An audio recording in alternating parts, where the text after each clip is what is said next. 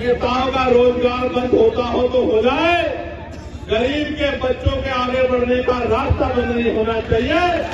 निकम्मी सरकारों की देन है, जिन सरकारों की वजह से आज भी यहाँ का पढ़ा लिखा नौजवान रोजगार नहीं पा पाता है। ये हाथ फैलाने में नहीं, मजबूती से संघर्ष करने में भरोसा रखता है, लेकिन इनको मजबूर किया गया है हाथ फैलाने के लिए। मजदूर पलायन करके आया, कहीं ट्रेन के नीचे जाके मरा, कहीं भूखे पेट मरा, कहीं पानी की कमी के कारण मरा, और माए अपने लेकिन यहाँ की और केंद्र की निकम्मी सरकार बैठ के गरीबों की मौत का तमाशा देखती रही। जहाँ मजदूर का बच्चा बैठ के पढ़ता है, उसी टेबल पे मंत्री, विधायक, सांसद, मुख्यमंत्री, राज्यपाल का बच्चा भी पढ़ना चाहिए।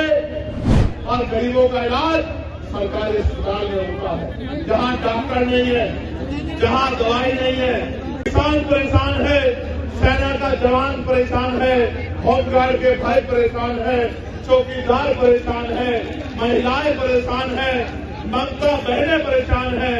और अगर कोई परेशान नहीं है तो वो आपके राजभवन में और आपके विधानसभा में बैठे आपके नेता जो मोटी मोटी तनख्वाह लेके अपना और अपने बच्चों का ध्यान रखते हैं, अपने बच्चों को विदेशों में पढ़ाते हैं, अपने बच्चों का इलाज प्राइवेट हॉस्पिटल में कराते हैं, और गरीब जनता को जुमला बोल बोल के बेवकूफ बनाने का काम करते हैं।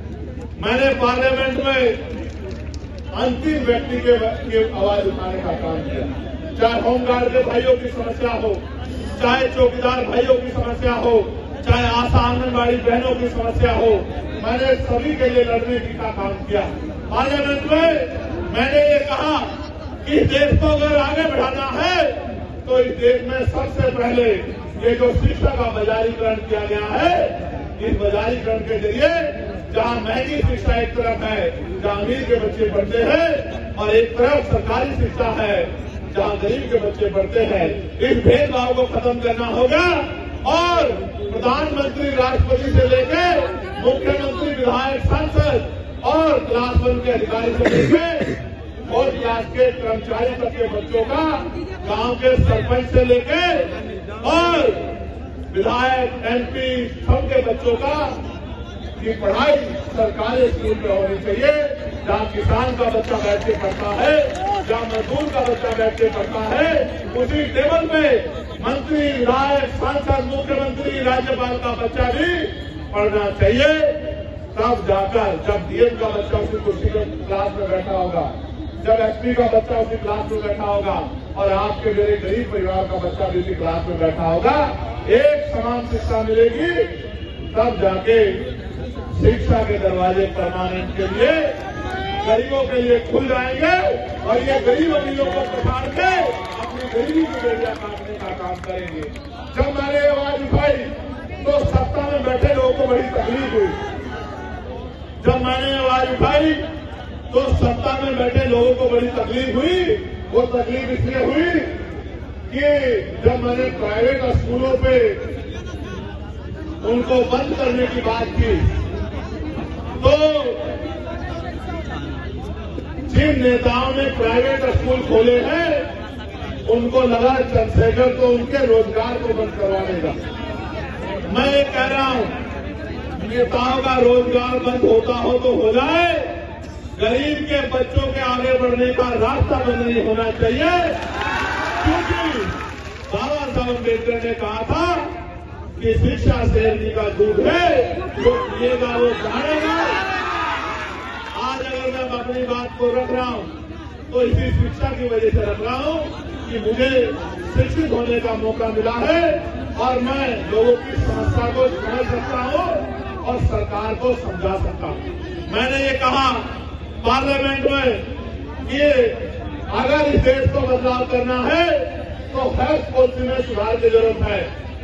पूछा गया कैसी होनी चाहिए, मैंने कहा होनी ऐसी चाहिए कि गरीब के बच्चों को भी, गरीब आदमी को भी सरकारी अस्पताल में इलाज के लिए सरकार कहती है कि हमने बड़े अच्छे सरकारी अस्पताल बना दिए हैं। बिहार के लोगों को तो मैं ये कहूंगा कि मैंने बाढ़ में आपके तहते हुए हॉस्पिटल देखे, मैंने आप छोड़िए, गया को छोड़िए, मोतिहारी को छोड़िए, बक्सर को छोड़िए, मैंने तो पटना के हॉस्पिटलों में 2-2 फीट पानी भरा हुआ देखा है, स्ट्रेचर तैरती हुई देखी है, दवाइयां तैरती हुई देखी है। यही डबल इंजन की सरकार का विकास है बिहार में, जो किसे सुधार है। तो मैंने कहा, गौर करके सुनना, मैंने कहा कि जो नेता गरीबों से कहते, जनता से कहते कि आपके लिए अच्छे अस्पताल बनवा दिए हैं, उन नेताओं का इलाज भी उन्हीं अस्पतालों में होना चाहिए। नेताओं का इलाज तो प्राइवेट हॉस्पिटल में होता है, विदेशों में जाके होता है, फोर्टीज में होता है, मैक्स में होता है, और गरीबों का इलाज सरकारी अस्पताल में होता है, जहां डॉक्टर नहीं है, जहां दवाई नहीं है। डॉक्टर के पास जाओगे तो ऐसा व्यवहार करेगा। सब डॉक्टर तो बुरे नहीं है, लेकिन बहुत सारे डॉक्टर ऐसा व्यवहार करते हैं कि ये गरीब जबरदस्ती उनके अस्पताल में घुस गए। दवाई नहीं मिलेगी, कोई मशीन नहीं है, एक्सरा, ईसीजी, एमआरआई, कोई मशीन नहीं है। बाहर से टेस्ट कराओ, जेब काटने का काम होगा। तो मैंने ये कहा कि प्रधानमंत्री हो, राष्ट्रपति हो, केंद्रीय सचिव हो, प्रमुख सचिव हो केंद्र के, या मुख्य सचिव हो, या डीएम हो, एसएसपी हो, या मुख्यमंत्री हो, या मंत्री हो केंद्र के, स्टेट के, विधायक हो, सांसद हो, सबका इलाज और उनके बच्चों का इलाज सरकारी अस्पताल में होना चाहिए। जब उनका इलाज सरकारी अस्पताल में होगा तो आप देखना, डॉक्टर भी होंगे, दवाई भी होगी, टेस्ट भी होंगे, और गरीबों की जेब की कटनी बंद हो जाएगी। ये बात मैंने पार्लियामेंट में रखी। सम्मानित साथियों, मैं लगातार बिहार को संघर्ष करते देख रहा हूं।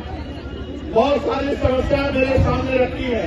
मैं आपको बहुत शहरों से पलायन करके घर की तरफ चला था, और इन सरकारों के पास उन मजदूरों को देने के लिए, घर पहुंचाने के लिए ट्रेन की व्यवस्था भी नहीं थी। इस मेरे परिवार ने जो दूसरों के महल बनाता है, घर बनाता है, बिल्डिंग बनाता है, कंपनी बनाता है, इन अमीरों के पास कोरोना काल में इन गरीबों को का पेट भरने के लिए रोटी की व्यवस्था भी नहीं थी। मैंने देखा किस तरह मजदूर पलायन करके आया, कहीं ट्रेन के नीचे जाके मरा, कहीं भूखे पेट मरा, कहीं पानी की कमी के कारण मरा, और माए अपने बच्चों को बैग की चैन के ऊपर अपने बच्चों को लिटा लिटा के सफर कर रही थी। पैर में छाले पड़ गए, हाथों में छाले पड़ गए, गले सूख गए, हृदय गति रुक गई, हजारों लोगों की जान गई। लेकिन यहाँ की और केंद्र की निकम्मी सरकार बैठ के गरीबों की मौत का तमाशा देखती रही। ये हमने अपनी आंखों से देखा। सबसे ज्यादा मजदूर अगर देश के किसी कोने में जाता है तो वो बिहार का व्यक्ति है, जो अपना पेट पालने के लिए अन्य अन्य से प्रदेशों में जाके रोजगार ढूंढने का काम करता है। ये इन 15-15 साल चली निकम्मी सरकारों की देन है, जिन सरकारों की वजह से आज भी यहाँ का पढ़ा लिखा नौजवान रोजगार नहीं पा पाता है, और माताओं बहनों को भी घर को चलाने के लिए मजदूरी करना पड़ता है। गरिमाई जीवन देने का काम भी सरकार नहीं कर पाई है। आज जब हम लोग आजादी का अमृत उत्सव मना रहे हैं, अभी पार्लियामेंट में सेंट्रल हॉल में ये कहा गया प्रधानमंत्री जी द्वारा कि 75 साल हो गए हैं, ये अमृत काल है। ये कैसा अमृत काल है जहां एनसीआरबी का डाटा ये कहता है कि रोज महिलाओं के शरीर की धज्जियां उड़ाई जाती है, सामूहिक बलात्कार होते हैं, महिलाओं को तेजाब से नहलाया जाता है, महिलाओं की असमत को रोला जाता है, महिलाओं को दफ्तरों में और दफ्तरों के बाहर और गांव में शांति की व्यवस्था के आगे अपने आत्मसम्मान की रक्षा वो नहीं कर पाती। ये भी हमारे सामने है, और सरकारें कहती है और व्यवस्था कहती है कि भारत एक ऐसा देश है जहां महिलाओं को पूछा जाता है। मेरे बराबर में मीडिया की बहनें खड़ी है, नीचे महिलाएं जो पुलिस की नौकरी कर रही है वो बहनें भी खड़ी है। कभी उनके मन से भी पूछ के देखना कि रात को 10-11 बजे क्या वो उत्तर प्रदेश में, बिहार में या उत्तर प्रदेश में या देश के किसी भी प्रदेश में क्या ईमानदारी से निकल सकती है? सच ये है वो अकेले तो छोड़िए, वो परिवार के साथ भी आज नहीं निकल सकती है। ऐसी ऐसी घटनाएं सामने आती है कि हृदय कांप जाता है। और कुर्सी में बैठे नेता और उनके चाटुकार अधिकारी ऐसी ऐसी घटनाओं पे आंखें बंद कर लेते हैं। जब मैं बिहार के साथियों से बात करता हूं तो पता लगता है 13 साल की बच्ची का रेप हुआ, 12 साल की बच्ची का रेप हुआ, 15 साल की बच्ची गायब हो गई, 2 सगी बहनें गायब हो गई, कहीं मार के 2 बहनों को लटका दिया गया। तो ऐसा महसूस होता है कि देश में गरीबों का, और गरीबों में भी दलित पिछड़े आदिवासियों का, उनकी बच्चियों की इज्जत का कोई मोल नहीं है। यहाँ इस देश में कुत्ते, बिल्ली, बकरी, गाय, गधे, घोड़े की इज्जत है, उनके भी सम्मान है, लेकिन इंसानों का सम्मान नहीं है। तो ये महसूस होता है कि ये सरकारें किसका काम कर रही है? क्या ये गरीबों का काम कर रही है या ये अमीरों का काम कर रही है? जहां हमारे सेना में घोर जातिवाद और अपमान का सामना करने वाले हमारे साथी भी यहाँ मौजूद हैं। जो बुनियादी जरूरत है, खाने के लिए रोटी, पहनने के लिए कपड़ा, सर ढकने के लिए छत, पीने के लिए साफ पानी और आत्म सम्मान का जीवन, ये बुनियादी जरूरतें हैं। 75 साल की आजादी के बाद भी आज तक सरकारें अंतिम व्यक्ति को रोटी, कपड़ा, मकान, अच्छे कपड़े और पीने के लिए पानी की व्यवस्था कराने में कामयाब नहीं हो पाई। ये लोकतंत्र का सबसे बड़ा फेलियर है। जो काम आजादी के 10 सालों के अंदर हो जाना चाहिए था, वो काम आजादी के 75 सालों के बाद भी नहीं हुआ है। इसका उदाहरण ये है कि देश के प्रधानमंत्री कहते हैं कि हम 80 करोड़ लोगों को मुफ्त में राशन देते हैं। अगर इस देश में लोगों की जेब में पैसा होता, वो गरीबी के जीवन से निकल पाते, तो 80 करोड़ लोगों को मुफ्त में राशन नहीं देना पड़ता। क्योंकि भारत का खून स्वाभिमानी खून है। ये हाथ फैलाने में नहीं, मजबूती से संघर्ष करने में भरोसा रखता है, लेकिन इनको मजबूर किया गया है हाथ फैलाने के लिए, सिस्टम बना के किया गया है। मैं इसलिए आपसे कह रहा हूं और मैं तर्क के साथ आपको कहना चाहता हूं, मीडिया भी इस बात को दिखाएगा कि भारत के साथ साथ कई ऐसे अन्य कंट्रियां भी हैं, कई ऐसे देश भी हैं जो भारत के समकालीन या भारत के बाद आजाद हुए, और आज उन देशों में जाके देखोगे तो आपको एहसास होगा कि वो भारत से लगभग 50 साल आगे चल रहे हैं। ये बात मैंने पार्लियामेंट में रखी। सम्मानित साथियों, मैं लगातार बिहार को संघर्ष करते देख रहा हूं। बहुत सारी समस्याएं मेरे सामने रखी है। मैं आपको बहुत बड़ी गारंटी तो नहीं देता, क्योंकि इस गारंटी का काम तो देश के प्रधानमंत्री ने ले रखा है कि वो गारंटी बहुत देते हैं। वो तो इतनी गारंटी देते हैं कि इनकी गारंटी में कमजोर वर्गों के जीवन की गारंटी भी पीछे चली गई है।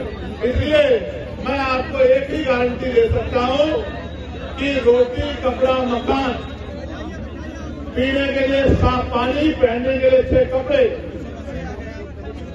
अच्छी शिक्षा, अच्छी चिकित्सा और नौजवानों को, पढ़े लिखे नौजवानों को रोजगार, महिलाओं को घर पे कुकड़ी धो ला के रोजगार, ये बहुत कोई बड़ा काम नहीं है। मैं आपको गारंटी देता हूं, आने वाले समय में आप आजाद समाज पार्टी को अवसर देना। अगर 1 साल के अंदर ये काम करके नहीं दिखाया तो जो आप कहोगे वो बात आपको स्वीकार करेंगे। अधिकार मांगने से नहीं मिलते, अधिकार छीनने पड़ते हैं। है। मान्यवर काशीराम साहब कहते थे जिसकी जितनी संख्या भारी उसकी उतनी हिस्सेदारी। और उन्होंने ये भी कहा कि आरक्षण से लेंगे, एसपीडीएम वोट से लेंगे, सीएम पीएम। उन्होंने ये भी कहा कि मान लो तो हार और ठान लो तो जीत। अगर आप ठान लोगे तो ये निकम्मी सरकारें भी हटेगी और आपके हाथ में भी ताकत आएगी। पैनोरमा ग्रुप, जो सोचता है वो करता है। ये लो मुंह मीठा करो, आज मैंने अपना जॉब छोड़ दिया, अब हम पूर्णिया वापस जाएंगे। जॉब छोड़ दिया है? मतलब ये घर कैसे चलेगा? हम करेंगे क्या? और माँ बाबूजी क्या बोलेंगे? इसलिए मैं एक और मिठाई का डब्बा लाया। अपने बिजनेस के लिए लोन अप्रूव हो गया। अरे लोन अप्रूव हो गया वो तो ठीक है, लेकिन पूर्णिया में हम रहेंगे कहाँ? अपना घर भी तो नहीं है वहाँ। इसलिए तो एक और मिठाई का डब्बा अलग से लाया हूँ। हमने पूर्णिया में घर ले लिया है, पूर्णिया के ई होम्स पैनोरमा में। पूर्णिया में पैनोरमा ग्रुप लेकर आए हैं ई होम्स पैनोरमा। बड़ा घर, आलीशान जिंदगी और अत्याधुनिक सुविधाओं के संग। अरे अरे, अब क्यों मुंह मीठा करवा रही हो? क्योंकि हम घर वापसी जो कर रहे हैं। घर वापसी की खुशी पूर्णिया में ई होम्स पैनोरमा के संग। E homes panorama, luxurious lifestyle redefined. Bharatiya Janata party का सदस्य बनने के लिए 8800002024 पर मिस्ड कॉल करें। निवेदक भारतीय जनता पार्टी बिहार।